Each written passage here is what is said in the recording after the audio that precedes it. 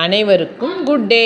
இன்னைக்கு எங்கள் வீட்டில் மதிய சாப்பாடுக்கு பச்சை புளி ரசம். இது நான் எப்படி செய்வேன்னு பாருங்கள். புளி 100 பொடி வெங்காயம், ஒரு குத்து மல்லிக்கீரை, ஒரு மிளகாத்தல், 2 பச்சை மிளகு, கொஞ்சம் கருவேப்பிலை, அதை 1க்கு 2 பிச்சு போட்டுறணும்.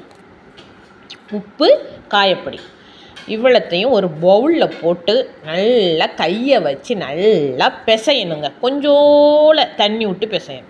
நல்லா பிசைஞ்சு எடுத்த பிறகு இதில் நம்ம என்ன சேர்க்குறோன்னா, நமக்கு தேவை எவ்வளவோ அவ்வளோ தண்ணி சேர்த்துக்கலாங்க.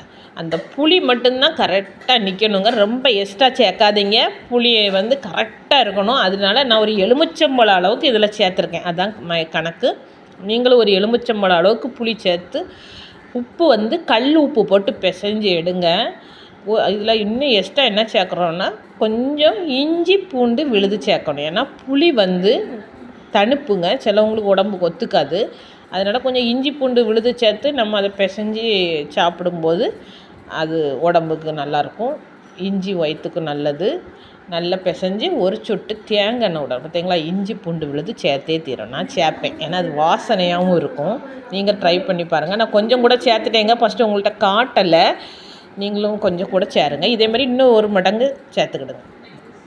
இப்போ நம்ம கொஞ்சம் தேங்காய் எண்ணெய் விட்டு சுற்றி விட்டு அதை நல்லா ஒரு கலக்கிட்டு சோத்தில் கோரி விட்டு சாப்பிட்டா தேனாமிர்தமாக இருக்கும். பச்சை புளி ரசத்தை அடிக்க முடியாது. இதை வச்சு கஞ்சி குடிக்கலாம் பார்த்துக்கிடுங்க. நம்ம பழைய சாதத்தை பவுலில் இருந்து இப்படி அள்ளி எடுத்து அதுக்கு மேலே இதை தூக்கி விட்டு வாயில் வச்சா அப்படி இந்த வாய் 2 சைடும் அவ்வளோ ஒரு சொணக்குமே. அது அடிக்கவே முடியாது. அதுக்கு பெயர் தான் பச்சை புளி ரசம். இதுக்கு இன்னொன்று சொல்லுவாங்க, எடையாம்புளின்னு சொல்லுவாங்க. அதாவது இதை கரைக்கிறது. இது எடையாம்புளி கரைச்சி கஞ்சி குடிக்கணும்னு அந்த காலத்து ஆட்சிமார்கள்லாம் சொல்லுவாங்க. இப்போ இதுக்கு பேர் பச்சை புளி ரசம். தேங்க்யூ.